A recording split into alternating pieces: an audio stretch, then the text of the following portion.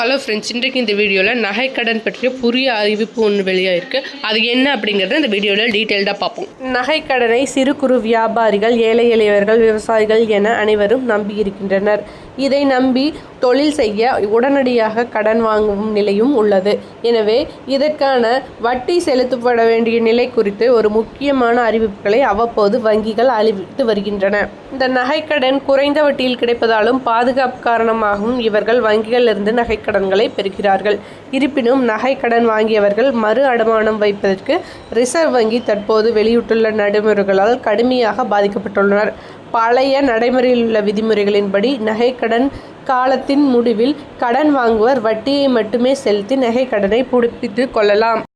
இருப்பினும் தற்போது ரிசர்வ் வங்கி வெளியிட்டுள்ள புதிய அறிவிப்பில் வங்கியில் அடமானம் வைக்கப்பட்ட நகைக்கடன்களை அசல் மற்றும் வட்டியுடன் முழுமையாக செலுத்திய பின்பு மறுநாள் தான் மீண்டும் மறு அடமானம் வைத்து கடன் பெற முடியும். இதன் காரணமாக ஏழை மக்கள், விவசாயிகள் முழு தொகையும் திருப்பிச் செலுத்த வேண்டும். அது அவர்களுக்கு மிகப்பெரிய அளவில் நிதி நெருக்கடியும் மன அழுத்தத்தையும் ஏற்படுத்துகிறது. இதற்கு முன்பு இருந்த வட்டி மட்டும் செலுத்தி நகைக்கடனை புதுப்பிக்கும் முறை ஏழைகளுக்கு மிகவும் பயனுள்ளதாக இருந்தது.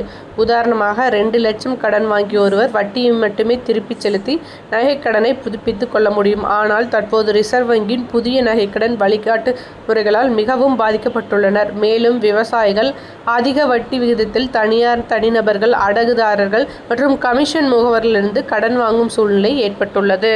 இதனால் ஏழை எளியவர்கள் மிகவும் பாதிக்கப்படுவதால் இதனை மறுபரிசீலனை செய்ய வேண்டும் என அரசுக்கு கோரிக்கை விடுத்து வருகின்றனர்.